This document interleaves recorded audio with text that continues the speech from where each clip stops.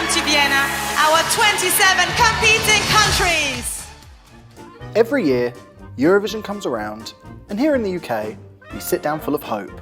We watch the points roll in, and then we slump into the sofa muttering, well, Europe does hate us. But are we really that bad at Eurovision? Are we truly the laughingstock of Europe's biggest party? But before we cry only teardrops, and then spiral into hard rock hallelujah, let's take a closer look at the scoreboard. First, before we start handing out blame, it is worth asking, why does Eurovision matter so much anyway? Eurovision isn't just a singing competition. It began in 1956, designed to bring Europe together after the devastation of World War II.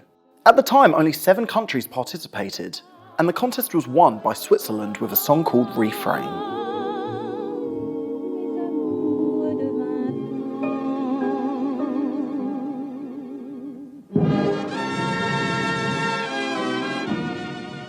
What a banger! Since then, it's exploded into the biggest live music event in the world. Watched by over 160 million people every year, which is more than the Super Bowl. It launched careers, united countries, and gave us some truly unforgettable pop culture moments. Eurovision essentially is just one huge party. I think it's a celebration of music. I think the people that go to Eurovision do so because they just love it. They love the community atmosphere. They love the fact that also you get to meet so many different people from all corners of Europe. You get to learn about new cultures. You get to see what their music scene is like. And it is basically just supposed to be this, beautiful coming together of like-minded people. Since the 2000s, the UK's Eurovision record hasn't exactly been glittering. In 2003, we had our infamous no points moment with Gemini. We sent Scooch in 2007, a song about airplanes that didn't really take off. And year after year, the UK seemed to land somewhere towards the bottom of the scoreboard. With results like that, it's no wonder that we've come to believe that we're truly terrible at this. So I hear you asking, what the f*** happened? Well, first, Eurovision changed. By the late 90s and early 2000s, it wasn't just cheesy ballads anymore.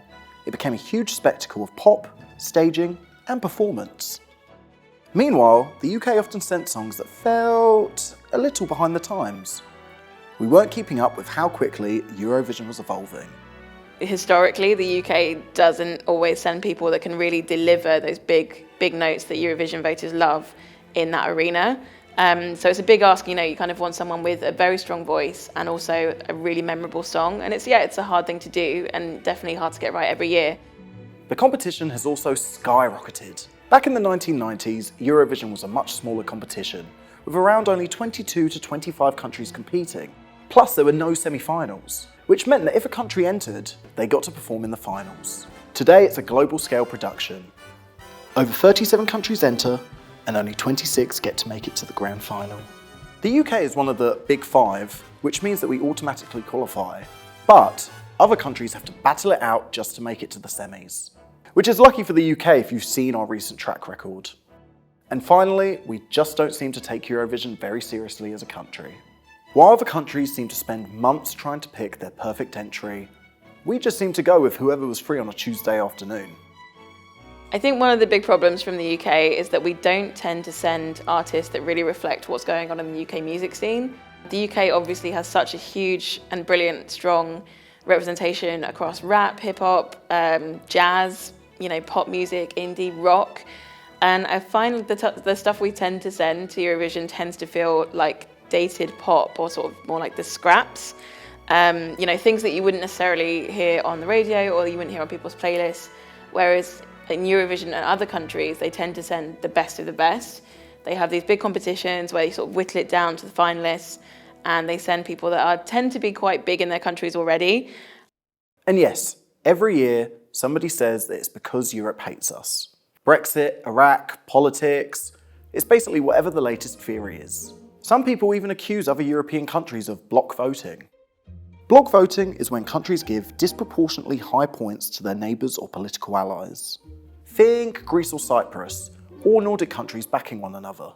It's not officially part of the rules, but it does show up in the data.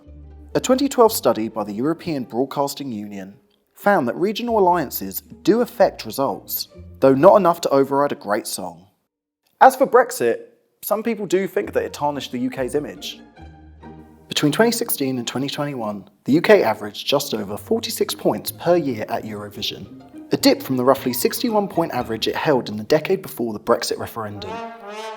Once a reliable mid-table presence, the UK has faced a series of disappointing results, including a null points finish in 2021, which fueled the ongoing debate over whether poor performances, political shifts, or changing tastes are to blame. But the truth is, studies show that while block voting does exist, good songs still win.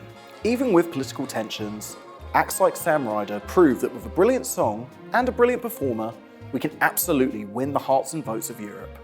In 2022, Sam Ryder's Spaceman brought the UK to second place with a massive 466 points, our best performance in over 2 decades. And that wasn't politics, that was just Europe loving a good song. And here's where the narrative flips. Historically, the UK isn't even that bad at Eurovision. We're actually one of the most successful countries ever. Wait, that can't be right. We've entered Eurovision 65 times. We've won 5 times with legends like Sandy Shaw, Lulu, and Bucks Fizz. And we've come second place 16 times, which is more than anyone else. Which means that between the 50s and the 90s, the UK actually came in the top 5 position more than half the time. So yeah, historically we've done pretty well. I think it's only recently when we haven't been performing as well, I think we tend to kind of put the blame out and say, oh, well, it must be for this reason, it must be for that reason. It's all political. But to be honest, again, like Eurovision fans, they just love the music. And yes, there might be a tiny bit of political voting here and there, but for the most part, I think people really are voting for the best song, the best performance, you know, the best stage design, like the costumes, all of it. It really is a production. And I think when you half it, which the UK is quite good at doing, that's when we kind of see the results come in and they're not as good as we'd like them to be. And hosting Eurovision in 2023 for Ukraine showed the UK is still a major player, culturally, musically, and logistically. I think basically there's kind of like that 2 sides. I think sometimes people vote for what some might consider a novelty song, but to me, it's always something that just stands out more in comparison to the other contestants. And the other side of it is the ballad, which again, Eurovision voters love. If you look at the kind of, especially the last 15 years of Eurovision winners, a lot of ballads in there, beautiful voices, quite like, you know, cinematic instrumentation. So why are we so bad at Eurovision? Well, we're not. We might have hit a slump, sure. We might have even forgotten about how important Eurovision can be, but with the right songs, right performers, and just a little bit of glitter, we can absolutely come back on top. And I wanna go